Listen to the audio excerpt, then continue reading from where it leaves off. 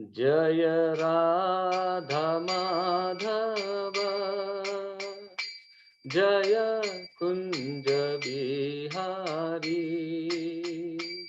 जय राधा माधव, जय कुंज बिहारी। जय गोपी जन वल्लभ, जय गिरिवरधारी। जय गोपी जन वल्लभ, जय गिरिवरधारी। यशोदानन्दन व्रज जन रंजन, यशोदानन्दन व्रज जन रंजन, यशोदानन्दन व्रज जन रंजन। यमुना वनचारी, यमुना वनचारी। जय राधा माधव, जय कुंज बिहारी। हरे कृष्ण कृष्ण कृष्ण हरे हरे, हरे राम राम, राम राम हरे हरे। हरे कृष्ण कृष्ण कृष्ण हरे हरे, हरे राम राम राम हरे हरे। हरे कृष्ण कृष्ण कृष्ण हरे हरे, हरे राम राम राम हरे हरे। हरे कृष्ण कृष्ण कृष्ण हरे हरे, हरे राम राम राम हरे हरे। हरे कृष्ण कृष्ण कृष्ण हरे हरे, हरे राम राम राम हरे हरे। हरे कृष्ण कृष्ण कृष्ण हरे हरे, हरे राम राम राम राम हरे हरे। हरे कृष्ण कृष्ण कृष्ण हरे हरे, हरे राम राम राम हरे हरे। हरे कृष्ण कृष्ण कृष्ण हरे हरे, हरे राम राम राम हरे हरे। हरे कृष्ण कृष्ण कृष्ण हरे हरे, हरे राम राम राम हरे हरे। जय राधा माधव, जय कुंज बिहारी। जय राधा माधव, जय कुंज बिहारी। जय राधा माधव राधे, जय राधा नील माधव राधे। जय सीता राम लक्ष्मण भक्त हनुमान, सीता राम लक्ष्मण भक्त हनुमान। जय जगन्नाथ जय जगन्नाथ, जय जगन्नाथ जय जगन्नाथ। जय बलदेवा जय सुभद्रा मैया जय बलदेवा जय सुभद्रा मैया निताय गौर हरि बोल हरि बोल हरि बोल निताय गौर हरि बोल। जय जय प्रभुपाद प्रभुपाद प्रभुपाद जय जय प्रभुपाद जय जय गुरुदेव गुरुदेव महाविष्णु गोस्वामी गुरुदेव। जय श्री राधा नील माधव की जय। जय श्री जगन्नाथ बलदेव सुभद्रा महारानी की जय। जय भक्ति विघ्नाशक नृसिंह देव भगवान की जय। भक्त शिरोमणि श्री प्रहलाद महाराज की जय। इस्कॉन राजकोट के सभी भक्त बिंद की जय। सभा में उपस्थित सभी भक्त बिंदों की जय। वांछा कल्पतरुभ्यश्च च कृपा सिंधुभ्य एव च पतितानां पावनेभ्यो वैष्णवेभ्यो नमो नमः। यह सत्र शुरू करने के पहले मैं श्री प्रभुपाद जी के और श्री महाविष्णु गोस्वामी महाराज जी के चरण कमलों पर अपना साष्टांग प्रणाम करता हूं और उनसे विनती करता हूं कि वो हमें शुद्ध चेतना दे और जिस शुद्ध चेतना से हम आज के सत्र की चर्चा को आगे बढ़ा सके। और इसके साथ में ही मैं श्री हिज ग्रेस श्री श्री वैष्णव सेवा प्रभु और सभी इस्कॉन राजकोट के सभी भक्त वृंदों को सादर चरण स्पर्श करते हुए उनसे अनुमति चाहता हूं कि आज के सत्र को हम लोग आरंभ कर सके। जैसा कि पिछले सत्र में हम लोगों ने इस विषय पर चर्चा किया था कि क्लब 99 और क्लब 99 का अर्थ अभी भाविक प्रभु जी ने पूछा जो उसको थोड़ा सा एक्सप्लेन किया था। तो हम लोगों ने इस पर चर्चा की थी कि सिर्फ हम लोग कोशिश करते हैं कि 99 यदि हमें 99 तक मिल जाता है और उसके बाद में हम सिर्फ एक को प्राप्त करने के लिए अपना भरसक प्रयत्न करते हैं, अपना पूरा सब कुछ एफर्ट उसके अंदर लगा देते हैं और इस चक्कर में क्या होता है जो 99 मिला रहता है उसका भी सदुपयोग नहीं कर पाते हैं और वो एक पाने के चक्कर में 99 भी खो जाते हैं। इस विषय पे हम लोग पृथु महाराज का एक उदाहरण लेंगे कि किस तरह से पृथु महाराज 99 यज्ञ अपना अश्वमेध यज्ञ कर रहे थे तो उसमें 99 गुणों का उन्होंने अश्वमेध यज्ञ में सक्सेसफुल हुए, लेकिन सिर्फ एक के चक्कर में कितना सारा कांड हो गया। तो इस सत्र में शायद इस सत्र में इसकी चर्चा नहीं हो पाएगी क्योंकि हम लोग पृथु महाराज के वंशावली के बारे में चर्चा कर रहे थे और ये देख रहे थे कि पृथु महाराज की वंशावली कितनी स्ट्रांग है। पृथु महाराज जो है वो ध्रुव महाराज के वंशावली से है और वहां से हम लोग चर्चा करते करते महाराजा अंग पे आकर हम लोगों ने पिछले सत्र का क्लास का अनुमोदन किया था, उससे मैं वहां पे विराम दिया गया था। तो आज हम लोग राजा अंग के चरित्र की चर्चा करेंगे और ये देखेंगे कि राजा अंग जो है कितने महान राजा होने के बावजूद भी किस विषम परिस्थिति में आकर वे कितना दुखी हुए और उस दुख से निवारण पाने के लिए उन्होंने कौन सी युक्ति अपनाई। तो आज बेसिकली इस सत्र के चर्चा का उद्देश्य यही है, हम लोगों को एक साथ में श्रीमद् भागवतम के शरण में जाकर ये पता करना कि विषम परिस्थितियां सबके सामने उपस्थित होंगी। क्यों? क्योंकि हम भौतिक जीव हैं।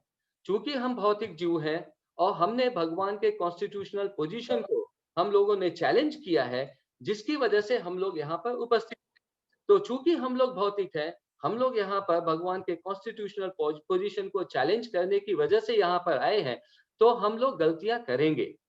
हम लोग गलती, ऐसा नहीं है कि हम लोग गलती नहीं करेंगे, लेकिन श्रीमद् भागवतम में इन चरित्रों का वर्णन करके जब हम इसे समझते हैं तो हम ये देखते हैं कि ये चरित्र जो है ये महान महान चरित्र जो महान महान भगवान के शुद्ध भक्त है, ये जब कोई गलती करते हैं तो किस तरह से उनको अपने गलती का आभास होता है और उस गलती का आभास करके किस तरह से फिर से वापस वो भगवान के शरण पर जाकर अपने दुख का निवारण करते हैं। तो आज इस सत्र में हम इस विषय पर चर्चा करेंगे राजा अंग का उदाहरण लेते हुए। जैसे हम सभी को पता है कि हम अपने सामाजिक जीवन में देखते हैं कि सभी माता-पिता जो भी प्रभु जी, माता जी या फिर माता-पिता हैं, जीव हैं, वे सब लोग विवाह करते हैं और विवाह उपरांत उनके बालक होते हैं, उनके बच्चे होते हैं। और सभी माता-पिता का यह उद्देश्य होता है कि उनके बच्चे जो हैं, वो माता-पिता के जो शुभ वैल्यू एडिशन है, जो बेसिकली क्या है, जो शुभ लक्षण है, जो शुभ अच्छे संस्कार हैं, वो अच्छे संस्कार माता-पिता के द्वारा जो दिए गए हैं, वो बच्चे जो हैं, वो उन संस्कारों को आगे बढ़ाएँ। ये सभी माता-पिता का एक अंदर से एक इच्छा होती है, वो चाहे वो भक्त हो और चाहे वो भक्त नहीं हो।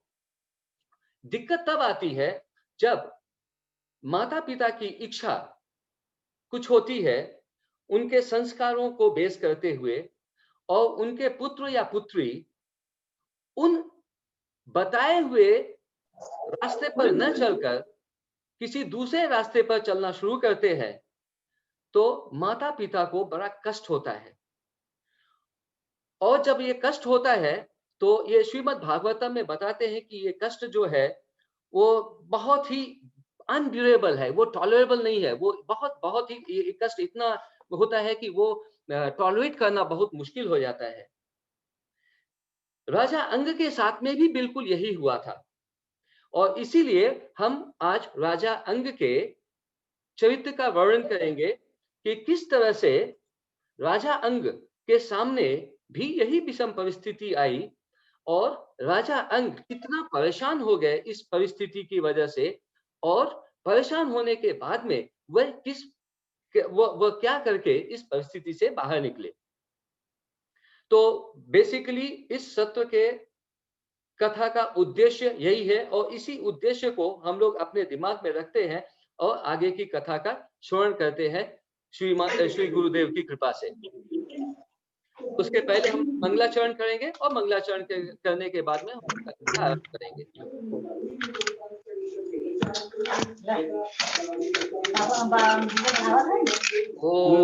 ओम अज्ञानतिमिरन्धस्य ज्ञानाञ्जनशलाकया चक्षुरुन्मीलितं मिलितं तेन गुरुवे नमः। श्रीचैतन्यमनोभीष्टं स्थापितं येन भूतले स्वयं रूपः कदा मह्यं ददाति स्वपदान्तिकम्।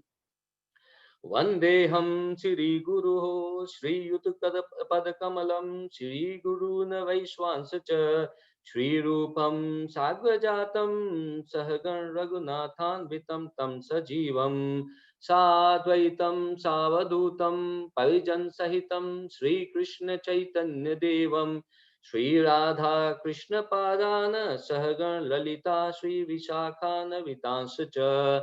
हे कृष्ण करुणा सिंधो दीनबंधो जगतपते गोपेश गोपिका कांत राधा कांत नमस्तुते। तप्त कांचन गौरांगी राधे वृंदावनेश्वरी वृषभानुसुते देवी प्रणमामि हरिप्रिये। वाञ्छा कल्पतरुभ्यश्च कृपा सिन्धुभ्य एव च पतितानां पावनेभ्यो वैष्णवेभ्यो नमो नमः। ओम नमो भगवते वासुदेवाय। ओम नमो भगवते वासुदेवाय। ओम नमो भगवते वासुदेवाय। नारायणं नमस्कृत्य नरं चैव नरोत्तमं देवीं सरस्वतीं व्यासं ततो जयम् उदीरयेत्। नष्टप्रायेषु अभद्रेषु नित्यं भागवत सेवया भक्ति तं श्लोके भक्तिर्भवति नैष्ठिकी। हरे कृष्ण कृष्ण कृष्ण हरे हरे, हरे राम राम राम हरे हरे।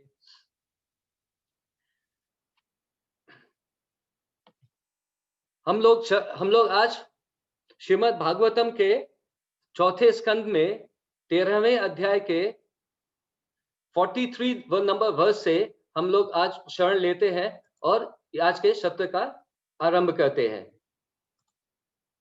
तो जैसा कि पिछले सत्र में हम लोगों ने डिस्कस किया था कि महाराज अंग जो है उनके कोई पुत्र नहीं हो रहे थे, पुत्र नहीं थे, और उनकी पत्नी का नाम सुनीति था, उनके कोई पुत्र नहीं थे। वे अश्वमेध यज्ञ करने के लिए प्रस्तुत हुए, और जब यश्वमेध यज्ञ जब कर रहे थे तो उन्होंने देखा कि उनके यज्ञ को अटेंड करने के लिए कोई देवी देवता या फिर भगवान वहां पर उपस्थित नहीं हो रहे हैं, जिसकी वजह से उनको बड़ा कष्ट हुआ। और उसी कष्ट में उन्होंने अपने गुरुजनों से पूछा कि आप कृपया ये बताइए कि क्यों मेरे अश्वमेध यज्ञ में जो भगवान है, देवी देवता है, अपने यज्ञ का हिस्सा लेने के लिए क्यों नहीं आ रहे हैं। तो सारे वहां पे जो उपस्थित मुनिगण थे, राजा अंग को यह बताया कि आपके किसी पूर्व जन्म के कर्म के वजह से आपको कोई पुत्र नहीं है, और चूंकि आपको कोई पुत्र नहीं है, इस वजह से ये अश्वमेध यज्ञ में आप जो करना चाहते हैं उसके फल का भाग लेने के लिए कोई भी देवी देवता उपस्थित नहीं हो रहे हैं। इसलिए प्रथम आप अश्वमेध यज्ञ करने के पहले आप एक ऐसा यज्ञ करिए जिससे कि आपको पुत्र रत्न की प्राप्ति हो, और पुत्र रत्न प्राप्त करने के बाद में आप फिर दूसरा कोई यज्ञ करें। मुनियों के इस आदेश का पालन करते हुए राजा अंग और सुनीति ने एक यज्ञ किया पुत्र रत्न की प्राप्ति के लिए, और उस यज्ञ के फल के वजह से उनको एक पुत्र रत्न की प्राप्ति हुई, जिस पुत्र का नाम रखा गया वेन। वेन के चरित्र को हम लोग बाद में चर्चा करेंगे, लेकिन सिर्फ शॉर्ट में ये बताना जरूरी है कि वेन स्वभाव से बहुत ही दुष्ट प्रवृत्ति के थे।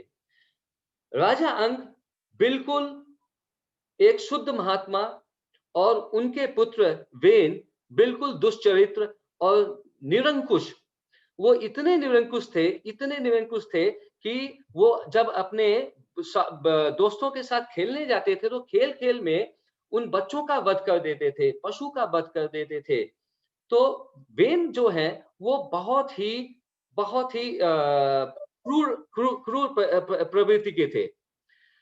राजा अंग जो कि इतने अच्छे शुद्ध धार्मिक विचार के थे, जब उन्होंने ये देखा कि मैं तो भगवान का भक्त, मेरी वंशावली जो है बिल्कुल शुद्ध वंशावली, जिसमें सभी ने भगवान को अपना परम पूज्य माना है, लेकिन मेरे वंश में ये अंग जैसा वेन जैसा एक पुत्र उत्पन्न हो गया जो मेरे बताए हुए पथ पर, मेरे बताए हुए संस्कारों पर बिल्कुल चलने को इच्छुक नहीं है, और जिसकी वजह से राजा अंग को बहुत ही कष्ट हुआ।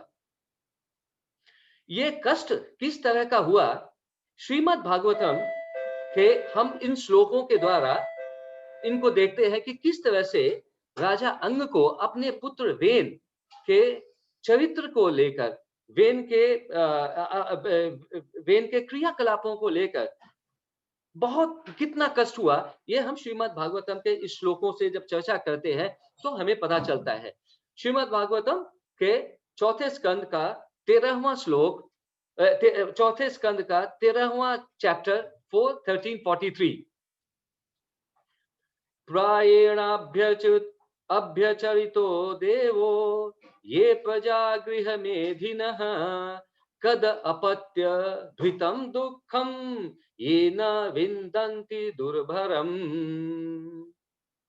राजा अंग अपने हृदय में सोच रहे हैं, क्या सोच रहे हैं? प्रायेण मतलब शायद, प्रायेण अभ्यचरितः, शायद इन्होंने देवी देवताओं की पूजा अर्चना की होगी। प्राणेण अभ्यचरितो देवो, अभ्यचरितो का अर्थ है कि पूजा अर्चना करना। सो प्रायेण शायद देवी देवताओं की पूजा की होगी। तो प्रश्न उठता है कि किसने पूजा की होगी? तो महाराज बोल रहे हैं, यह प्रजा गृह मेधिना, अर्थात कि ये जो गृह मेधिना है, जो अपने घर में रहते हैं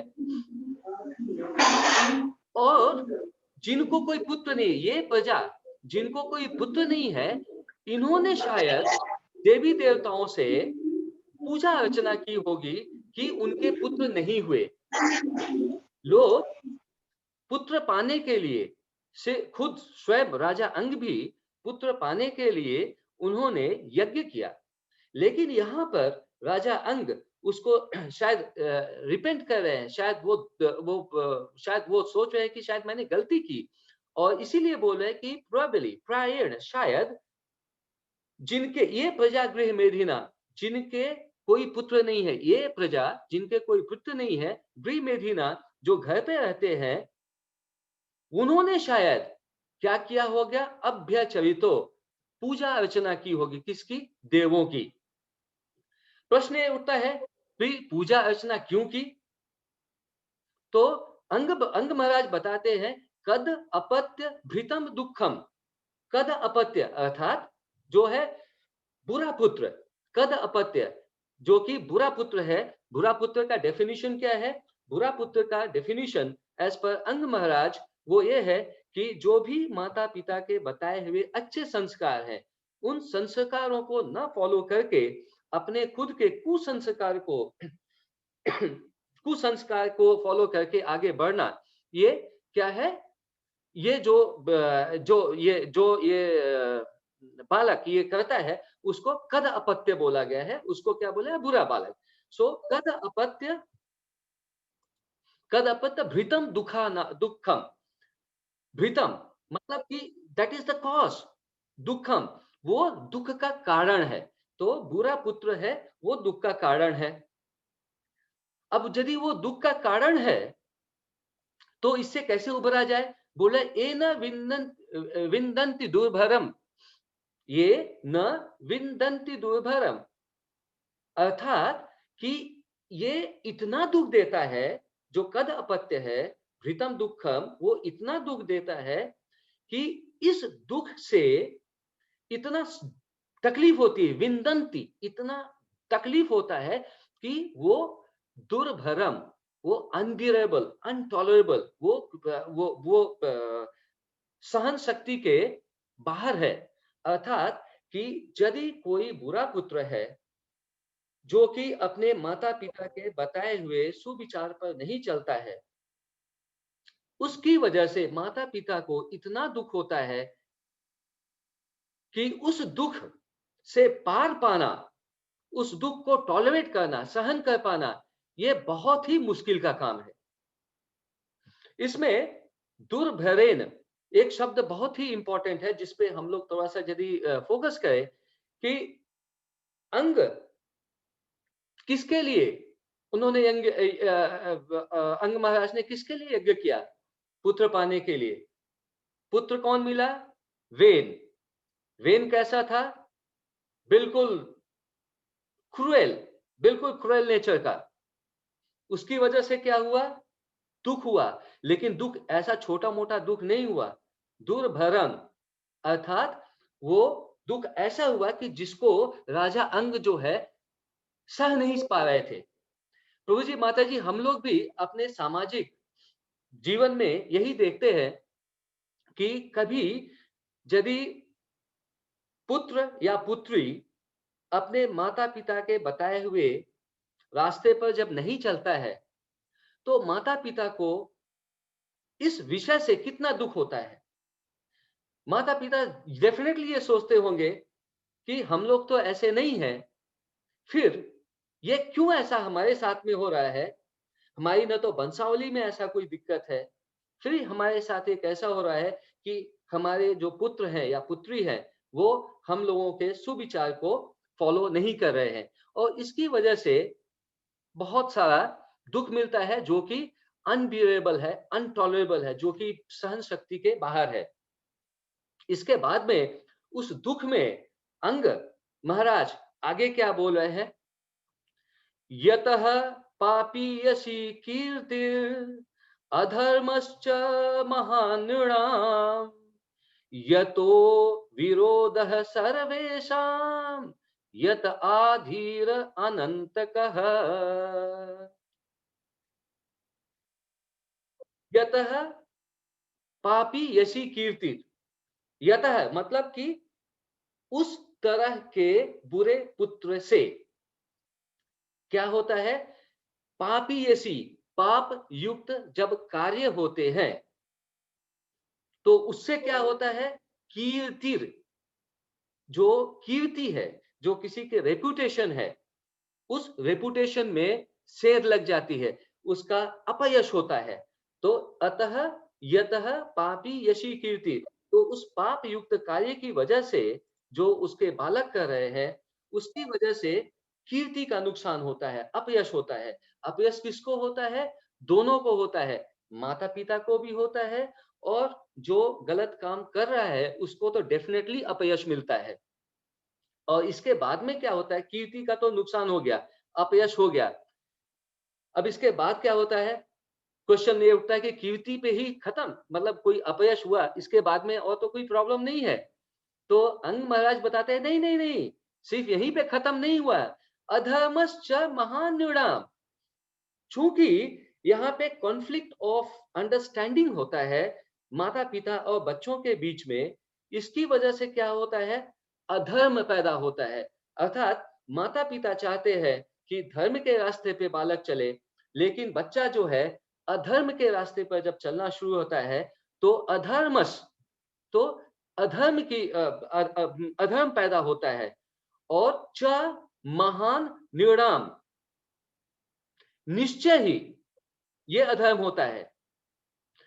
यतो विरोधः सर्वेषाम, और इसकी वजह से अधर्म जब हो गया, कीर्ति का नुकसान हो गया, इसके बाद में अधर्म, घर में अधर्म हो गया, तो इसके बाद में क्या होता है, चूंकि सोच एक जैसे नहीं है, इसकी वजह से क्या होता है, यतो विरोध, जिसकी वजह से, यतो मतलब जिसकी वजह से क्या होता है, विरोध, एक दूसरे में फिर विरोध अर्थात झगड़ा शुरू हो जाता है।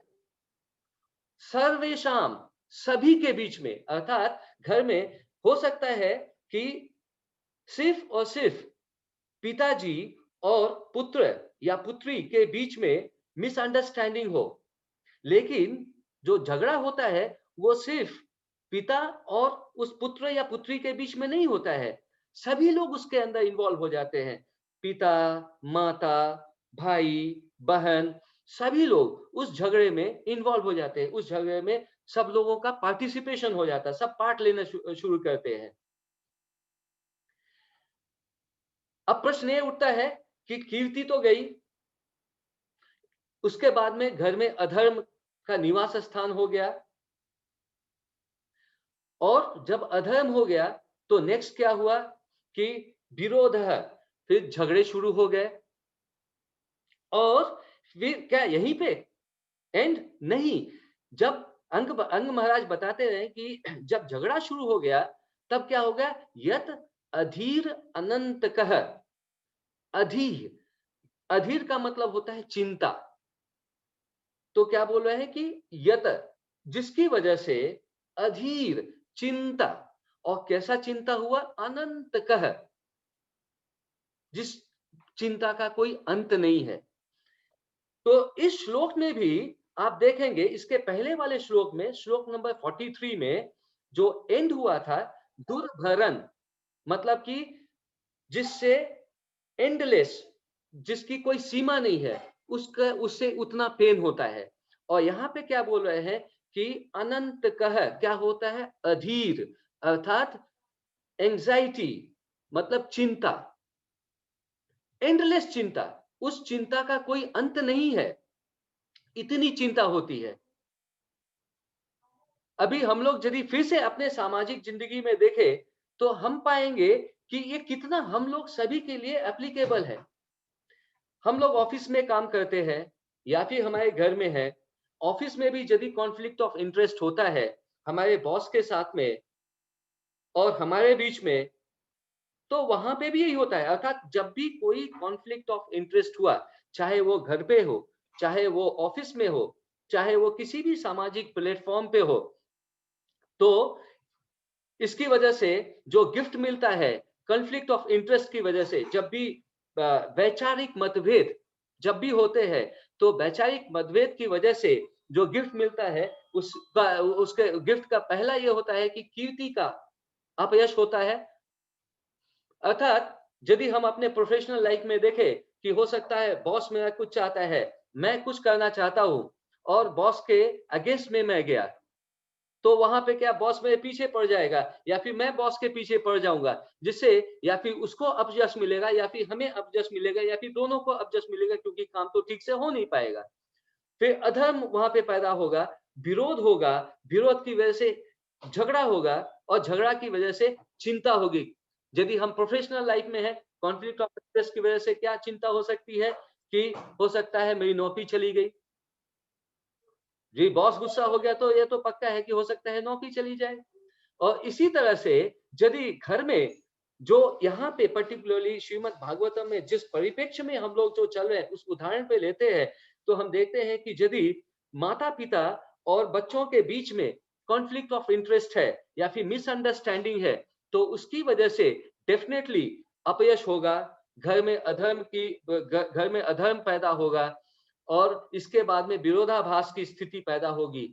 और जब विरोधाभास की स्थिति पैदा होगी, तो चिंता से युक्त दोनों पार्टी हो जाएंगी, माता पिता भी हो जाएंगे और बच्चे भी हो जाएंगे। माता पिता को चिंता होगी कि इस बच्चों का क्या होगा जो कि सुधर्म या फिर धर्म के रास्ते पे नहीं चल रहे हैं।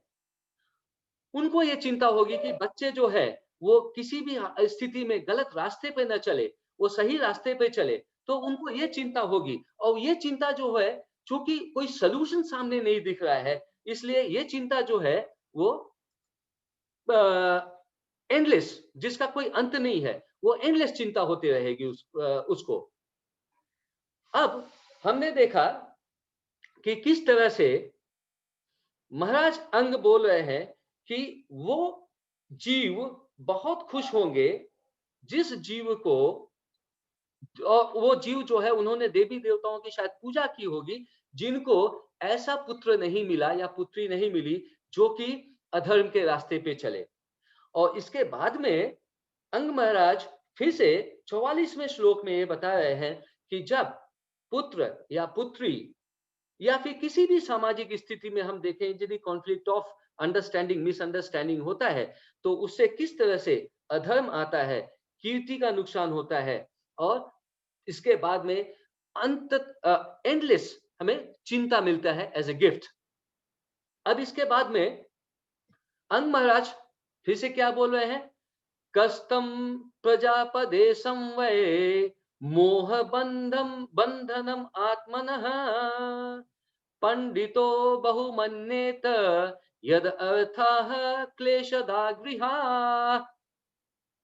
अब अंग महाराज प्रश्न पूछ रहे हैं, कस बताइए कौन होगा, कस्तम जो इस तरह के पुत्र के प्राप्ति के लिए कोई भी एफर्ट लगाएगा, अर्थात कस मतलब कि कौन ऐसा होगा, तम जो इस तरह के पुत्र के प्राप्ति के लिए एफर्ट लगाएगा। कैसे पुत्र की प्राप्ति के लिए, तो बोले प्रजापदेशम।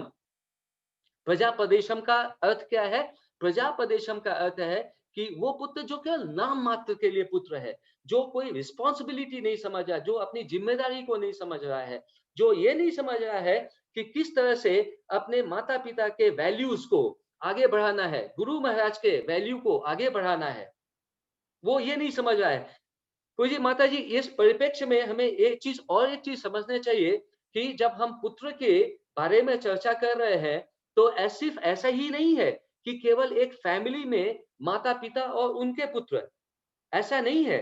हम गुरु महाराज के पुत्र हैं और हम गुरु महाराज के यदि पुत्र हैं और हम भी यदि ऐसा करते हैं, तो गुरु महाराज को भी चिंता होगा कि हमने कैसे अपने शिष्य को अपना पुत्र बना लिया जो कि हमारे बताए हुए रास्ते पे नहीं चल रहा है।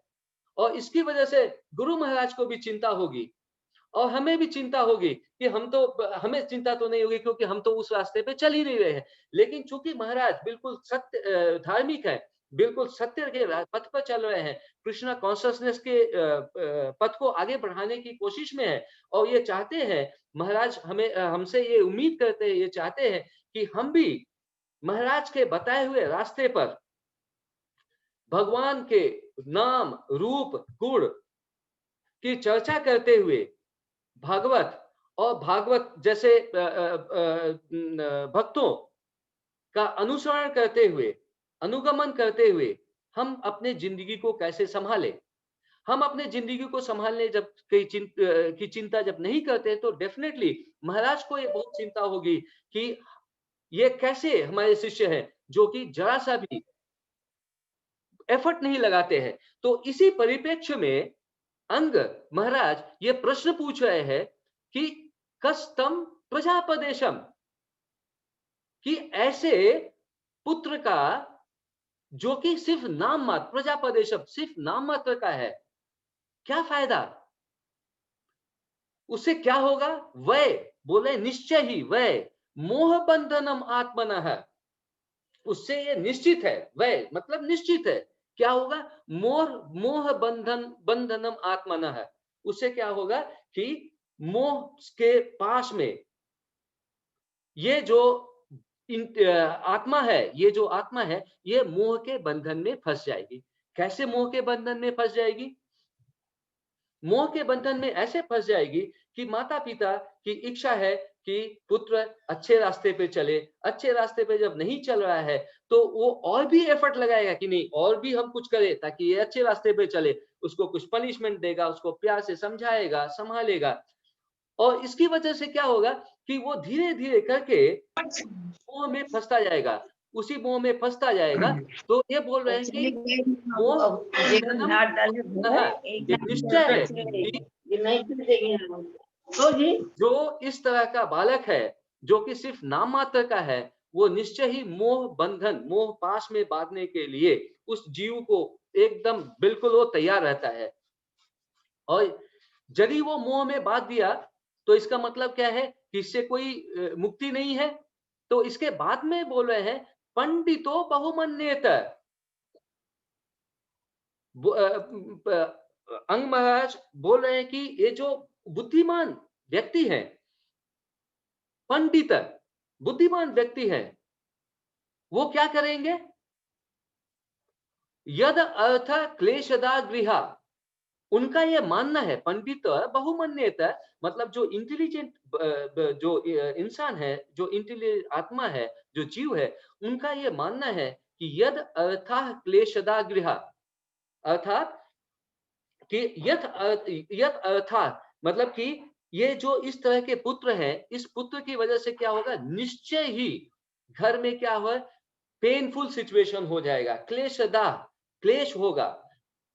गृहा कहाँ पे, गृहा घर पे बिल्कुल क्लेश होगा।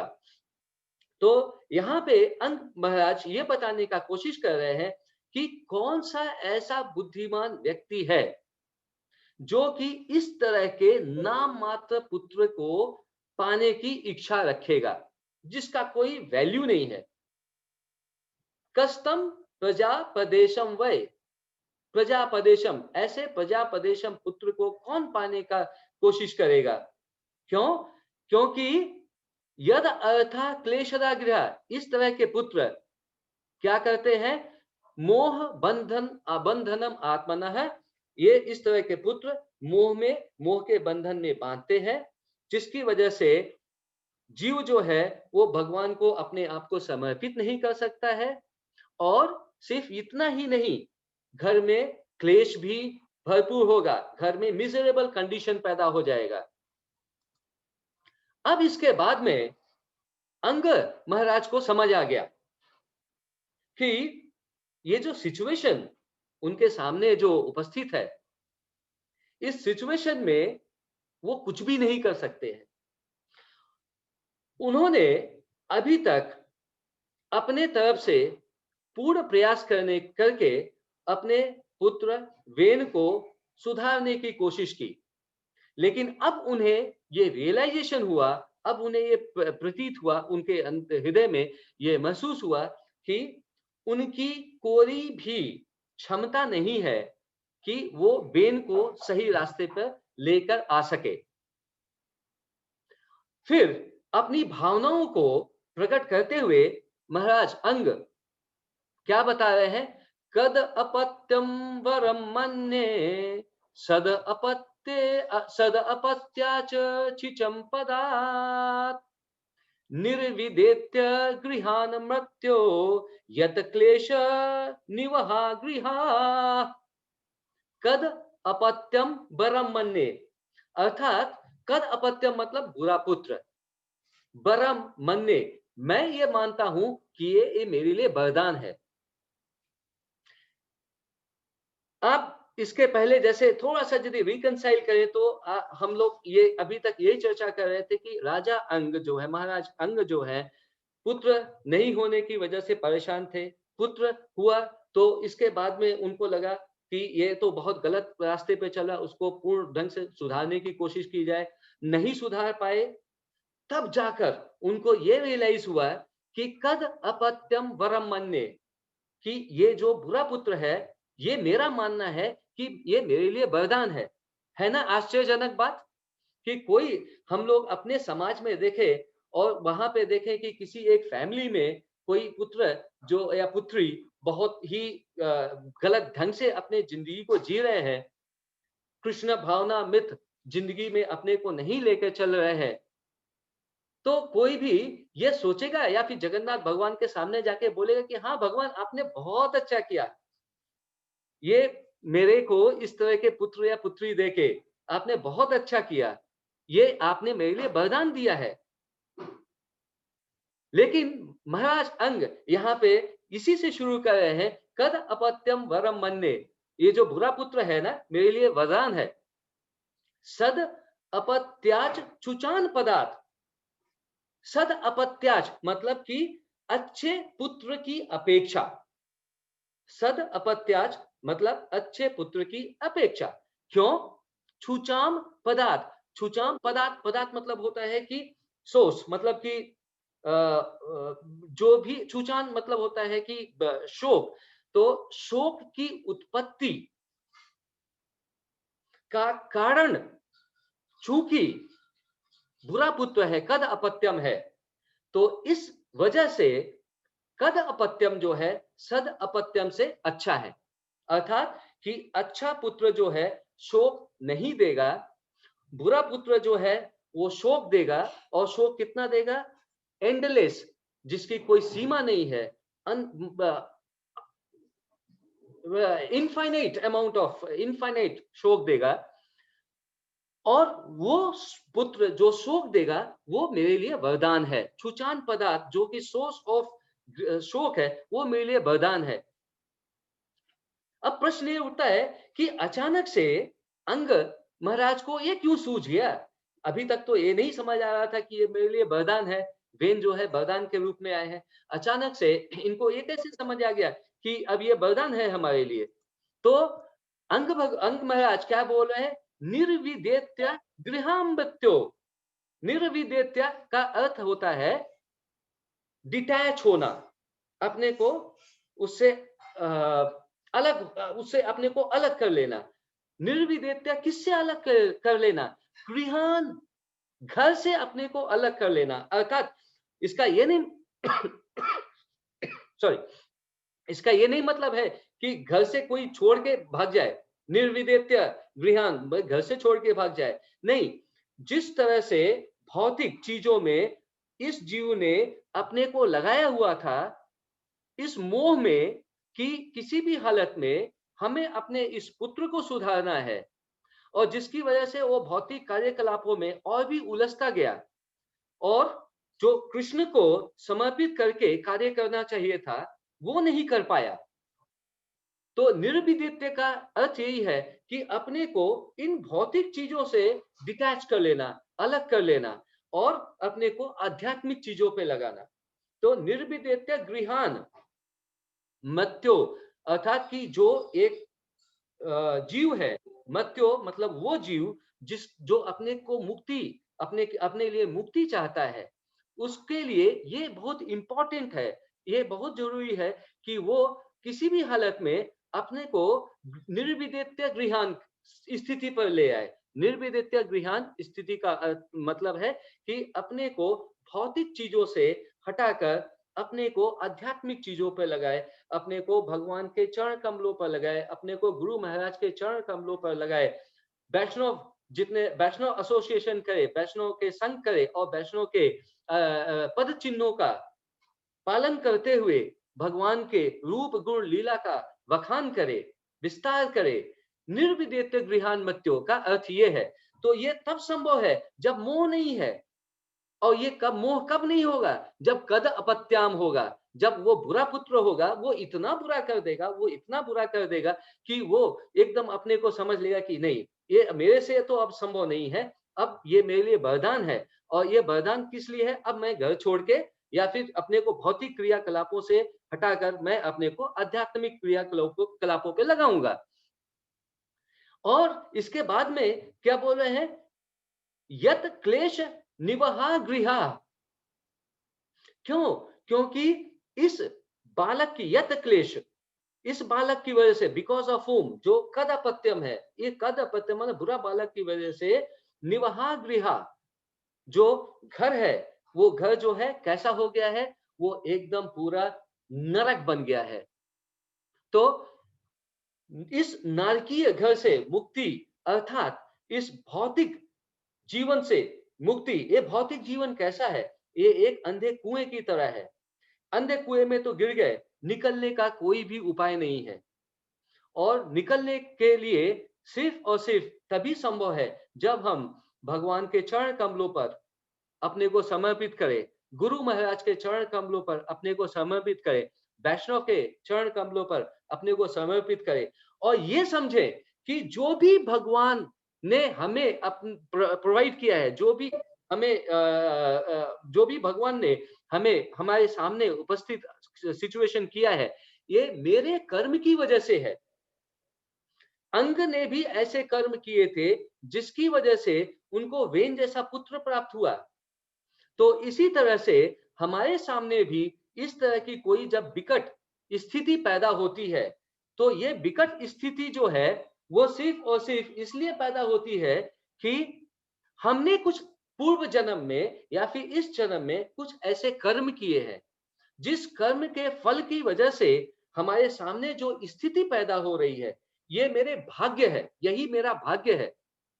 और इस स्थिति में हमें सिर्फ यही कोशिश करना है कि हम भगवान को शरण ले और भगवान से ही पूछे, गुरु महाराज से पूछे कि इस स्थिति में हमें किस तरह के रिएक्ट करना है, किस तरह से हमें कार्य करना है। और और अपने को उस स्थिति में रखकर हम अपने को जब भौतिक से हटाकर आध्यात्मिक जीवन में अपने को आगे बढ़ाते हैं, तब जाकर हम निर्विदेत्य गृहान मत्य होते हैं। और ये तभी हमें क्या मिलता है? एक सेटिस्फेक्शन मिलता है। अर्थात जो भी सिचुएशन हमारे सामने खड़ा है, यदि हम उस परिस्थिति से अपने को संतुष्ट माने और ये माने, संतुष्ट माने और ये माने कि ये सिचुएशन जो है, ये श्री भगवान ने हमें प्रोवाइड किया है मेरे ही कर्मों की वजह से, तो हमें कभी भी कोई प्रॉब्लम नहीं होगा। और जब महाराज अंग को ये सेटिस्फैक्शन हो गया, ये उनके सेटिस्फैक्शन अर्थात जब उनको ये सेटिस्फैक्शन हो गया कि हाँ, ये मेरे ही कर्मों की वजह से इस तरह का पुत्र प्राप्त हुआ, मेरे ही कर्मों की वजह से मेरे को इतनी चिंता मिली, मेरे घर में इस तरह का एक सिचुएशन खड़ा हो गया, सिर्फ मेरे ही कर्म की वजह से। जब उनको ये रियलाइजेशन हो गया, तो उनको एक सेटिस्फैक्शन हो गया और उस सेटिस्फैक्शन की वजह से उन्होंने अपने गृह को, अपने राज्य को त्याग दिया और वन को चले गए। वन में जाकर उन्होंने भगवान की आराधना की और भगवान की आराधना करके वो मोक्ष गति को प्राप्त हुए। इसी संतुष्ट की स्थिति को देखने के लिए, समझने के लिए एक छोटा सा हम श्रीमद् भागवतम के 8:19-24 वर्ष को यदि हम देखते हैं कि किस तरह से वामन देव जब बलि महाराज के पास गए और भिक्षा में उन्होंने 3 पग मांगा और बलि महाराज 3 पग देने को बिल्कुल तैयार हो गए और बलि महाराज को फिर वामन देव ये समझाए कि किसी के पास में यदि तीनों लोगों का सुख, संपदा, संपत्ति सब कुछ यदि मिल जाए, तभी भी यदि संतोष नहीं है, तो उस व्यक्ति का कभी भी शांति, वो कभी भी शांत नहीं रह सकता है। क्या बोलते हैं भगवान यहां पे, क्या बोलते हैं? यदृक्षयोपपन्नेन संतुष्टो वर्तते सुखम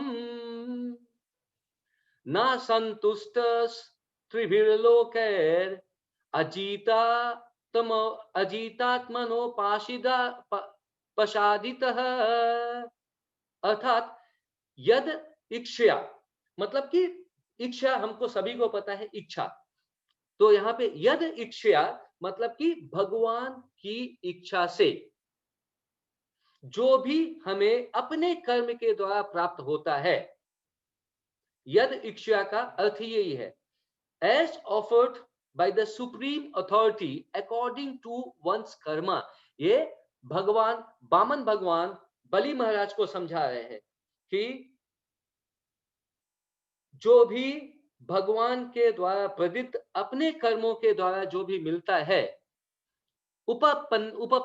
उपपन्नेन अर्थात जो भी मिलता है, जो भी मिलता है, अच्छा खराब, जो भी मिलता है, अच्छा पुत्र, बुरा पुत्र, अच्छी नौकरी, खराब नौकरी, अच्छा एजुकेशन, खराब एजुकेशन, अच्छा एसोसिएशन, खराब एसोसिएशन, कुछ भी, व्हाटएवर, कुछ भी यदि मिलता है, यद इच्छा भगवान के द्वारा ऑफर करने के बाद अपने कर्मों की वजह से, अच्छा या खराब, हमें तभी मिलेगा जैसे हमारे कर्म होंगे। उस सिचुएशन में क्या करना है? संतुष्ट, हमें कैसे रहना है? संतुष्ट रखना है। जब हम संतुष्ट रहेंगे तो प्रश्न ये उठता है कि हम संतुष्ट हो गए, जो भी हमें सिचुएशन मिल गया, हम उसमें जब संतुष्ट हो गए तो उससे हमें क्या मिलेगा? क्योंकि हम लोग बहुत इंटेलिजेंट है ना, हम लोग कुछ भी करते हैं तो उसके बदले में ये तुरंत दिमाग में आता है, if we do this then what we get. तो यहाँ पे एज इफ वामन भगवान ये बलि महाराज की इस भावना को समझ रहे कि यदि यद इच्छयो प्रपन्ने न करेंगे, उपपन्ने न करेंगे, तो इससे क्या मिलेगा? संतुष्टि मिलेगा, क्या फायदा? तो वामन भगवान क्या बता रहे हैं? वर्तते सुखम, इससे क्या होगा कि हैप्पीनेस, सुख की प्राप्ति होगी। प्रभु जी, माता जी, हम लोग यदि अपने जिंदगी में देखें तो सभी जो जो भी कार्य कर रहे हैं, उस कार्य का मुख्य उद्देश्य ही यही है, सुख की प्राप्ति। और जैसा कि वामन भगवान यहाँ पे बलि महाराज को बता रहे हैं कि सुख की प्राप्ति कभी भी नहीं हो सकती है जब तक कि संतुष्टि नहीं हो। और ऐसे फिर से वामन भगवान बलि महाराज के फिर से एक हिडन क्वेश्चन को शायद समझ रहे हैं कि भाई ठीक है, संतुष्ट भी हो गए, लेकिन क्या यदि मान लिया किसी के पास पैसा नहीं है, वो क्या संतुष्ट हो सकता है? या किसी के पास में अच्छी फैमिली नहीं है तो क्या संतुष्ट हो सकता है? या किसी के पास में अच्छा एजुकेशन नहीं है तो क्या संतुष्ट हो सकता है? बोलना तो बहुत आसान है, ऐसी मतलब वामन भगवान ये समझ रहे हैं कि बलि महाराज शायद यही उनकी फीलिंग है कि बोलना तो बहुत आसान है कि जितना भी जैसे भी अच्छा सिचुएशन मिले, खराब सिचुएशन मिले, कुछ भी हो, बस संतुष्ट हो जाओ। तो उस डाउट को क्लियर करने के लिए भगवान क्या बोले? ना संतुष्ट त्रिभिर लोकेर, यदि तीनों लोकों के उपसादित, यदि तीनों लोगों के सारे ऐश्वर्य यदि किसी को मिल जाए, तो भी वो क्या होगा, ना संतुष्टस, वो तभी भी संतुष्ट नहीं हो सकता है। कैसे लोग संतुष्ट नहीं हो सकते हैं? अजीत आत्मा, अर्थात जो कि अपने इंद्रियों पर कोई कंट्रोल नहीं कर सकता है, वो कभी भी संतोष में नहीं आ सकता है। अब प्रश्न ये उठता है कि जैसे ही बलि महाराज को यह बताया गया वामन देव के द्वारा कि इंद्रियों को कंट्रोल करना, तो सबसे प्रथम इंद्रिया कौन आता है? मन। और हम सभी ये देखते हैं कि जो भी दिक्कत का जड़ है वो मन है, और उसके अलावा कोई भी दिक्कत नहीं है यदि हम मन को कंट्रोल में कर ले। होता क्या है, इस कैसे सीक्वेंस कैसे बढ़ता है, जैसे हमें पता है कि सब इंद्रिय के इंद्रिय विषय होते हैं। इंद्रिय विषय का मतलब जैसे नाक, नाक का विषय क्या है? स्मेल, सूंघना। जीभ, जीभ का विषय क्या है? Taste as well as speaking. तो जितनी भी इंद्रियां हैं, चाहे ज्ञान इंद्रिया हो चाहे कर्म इंद्रिया हो, उनका एक विषय होता है। उसी तरह से मन, एक जो सूक्ष्म इंद्रिया है, उसका विषय क्या है? उसका विषय है इच्छा। तो जैसे ही इच्छा उत्पन्न होती है और वो भौतिक इच्छा है, तो मन भौतिकता के संसर्ग में आ जाता है, और वो मन जो है उस इच्छा को, भौतिक इच्छा को ट्रांसफर किसको करता है? बुद्धि को। और बुद्धि को जैसे ही ट्रांसफर किया, उसका विषय क्या है? ज्ञान। तो जैसे ही बुद्धि के पास में गया, वो अपने ज्ञान से जितनी भी ज्ञानेंद्रिया और कर्मेंद्रिया है, उस सभी ज्ञानेंद्रियों और कर्मेंद्रियों को उस भौतिक सुख की प्राप्ति के लिए लगा देता है। और जिसकी वजह से क्या होता है कि ये आत्मा जो है वो त्रितापों के उसमें ये फंसती चली जाती है, फंसती चली जाती है। इसीलिए बोले हैं अजीत आत्मा।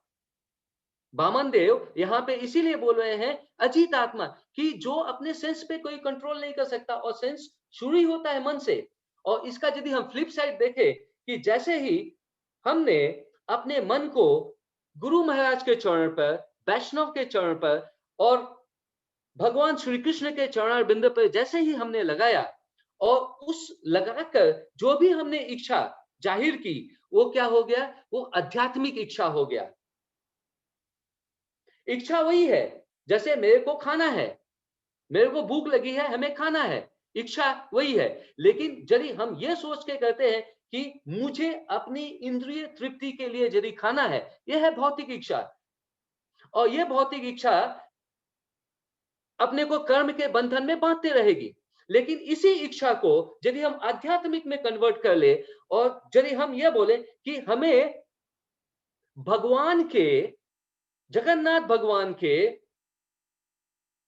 इच्छा के लिए हमें ये भोग बनाना है, और वो भोग बना के हमें ये खाना है, हमें वो प्रसाद प्राप्त करना है। तो चीज वही हुई, हमें मिला वही, लेकिन ये जो इच्छा है वो आध्यात्मिक है। तो ये जैसे ही आध्यात्मिक इच्छा मन के द्वारा जनरेट हुई, वो इच्छा, आध्यात्मिक इच्छा कहाँ गई? मन ने डायरेक्ट किया फिर से बुद्धि को। और इस समय बुद्धि का विषय क्या है? ज्ञान नहीं, उस समय बुद्धि का विषय विज्ञान हो जाता है, चेतना हो जाती है। और उस चेतना में जब फिर से वो बुद्धि ज्ञानेंद्रियों और कर्मेंद्रियों को डायरेक्ट करती है किसी काम को करने के लिए, वो कृष्ण भावना भावित कर्म होता है, जिस कर्म को करने से हमें कोई बंधन नहीं मिलता है। और चूंकि कोई बंधन नहीं मिलता है, इसीलिए संतुष्टो वर्तते सुखम, इसीलिए संतुष्टि होती है और हमें सुख मिलता है। और यही चीज राजा अंग ने रियलाइज किया बहुत मुश्किल से। और राजा अंग ने तो शायद रियलाइज कर लिया, लेकिन हमारी स्थिति यह है कि इतना माया की डंडा पड़ते हैं, इतना माया का डंडा हमारे ऊपर पड़ता है, फिर भी हमें आज तक ये नहीं समझ आता है कि संतुष्टो वर्तते सुखम, कि जब यद इच्छया, जब हम जो भी सिचुएशन हमें मिलता है, हम इसे अपने कर्म के द्वारा प्राप्त की हुई सिचुएशन समझकर भगवान की कृपा समझते हैं, जो भी उपपन्नेन, जो भी हमें मिलता है, और उससे संतुष्टो वर्तते सुखम, जब हम उससे संतुष्ट होते हैं, तभी हम अपने को आध्यात्मिक जिंदगी में अपने को प्रोग्रेस कर सकते हैं। तो मैं श्रील गुरुदेव के चरण कमलों पर प्रार्थना करता हूं कि हम सभी को ये आशीर्वाद प्रदान करें कि हम इस चीज को समझे कि कोई भी परिस्थिति जो हमारे सामने खड़ी हो रही है, चाहे वो अच्छा हो, चाहे वो खराब हो, ये सिर्फ और सिर्फ मेरे ही कर्मों के द्वारा अर्जित परिस्थिति है, और ये भगवान का वरदान है। इस मैसेज के साथ में कृष्णा विलिंग आज के कथा को हम विराम देना चाहते हैं। आप सभी का बहुत बहुत धन्यवाद। और किसी की कोई टिप्पणी या किसी का कोई प्रश्न है तो कृपया मोस्ट वेलकम विराम देने के पहले। भावेन प्रभु।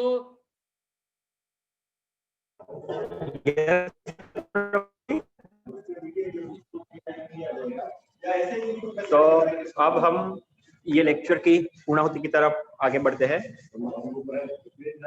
तो मैं इस्कॉन मंदिर राजकोट के प्रमुख श्री वैष्णव सेवा प्रभु जी की तरफ से श्याम सुंदर प्रभु जी का खूब खूब धन्यवाद करना चाहता हूँ, जिन्होंने इतना सुंदर लेक्चर भाविक हरे कृष्णा, भाविक हरे कृष्णा। बहुत बहुत धन्यवाद, बहुत बहुत धन्यवाद। हरे कृष्णा।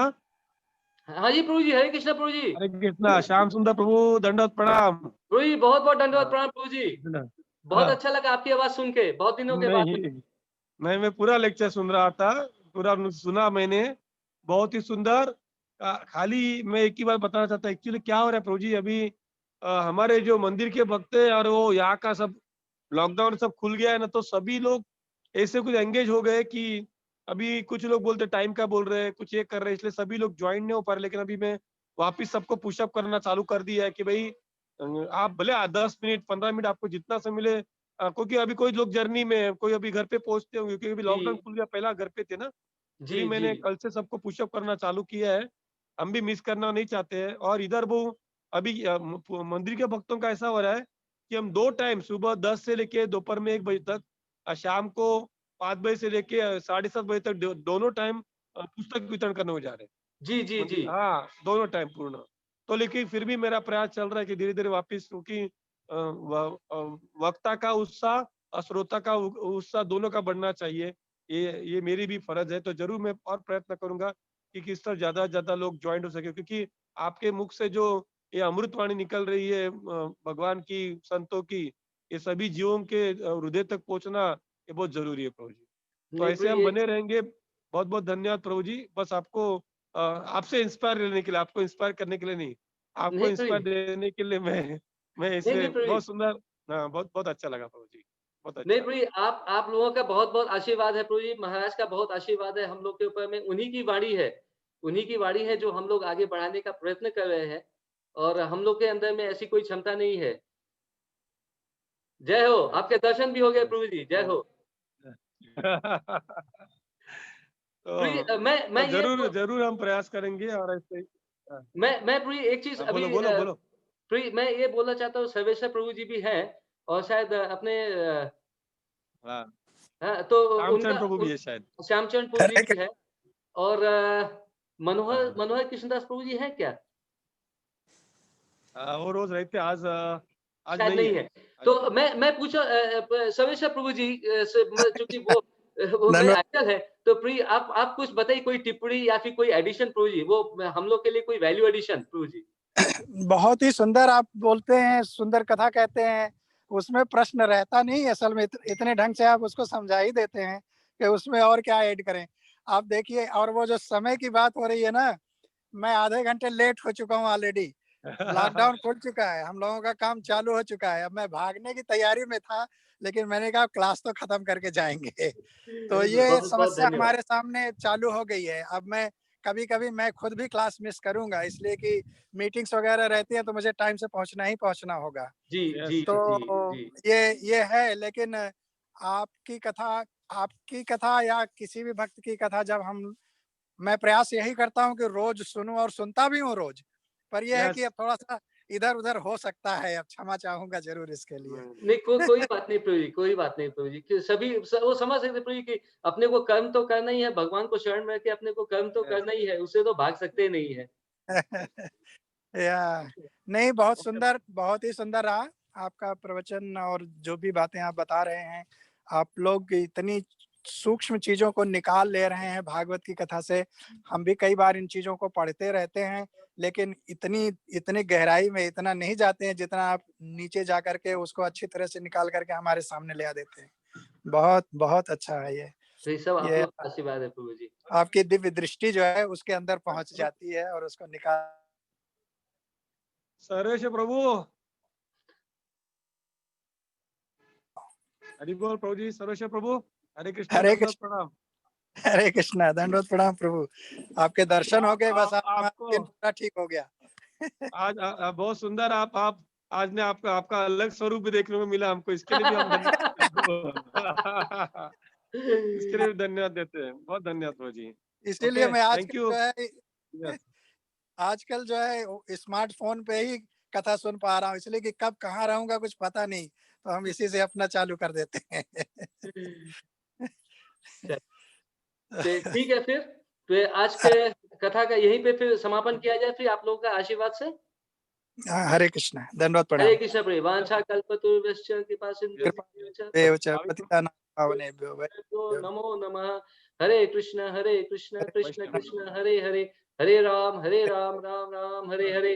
ग्रंथ श्रीमद् भागवतम की, जय जय गुरुदेव की, जय समस्त भक्त बिंद की, जय। जय निताई गौर प्रेमानंदे। हरि हरि हरि बोल। तो अब हेलो। हम ये लेक्चर की पूर्णाहुति करते हैं। श्याम सुंदर प्रभु जी का वापिस इस्कॉन मंदिर राजकोट के प्रमुख वैष्णव सेवा प्रभु जी की तरफ से खूब खूब धन्यवाद। प्रभु जी से फिर से नेक्स्ट सेशन में क्लब 99 के इसी सेशन में मुलाकात होगी। जी, तब तक के लिए सबको हरे कृष्ण। हरे कृष्ण दंडवत प्रणाम।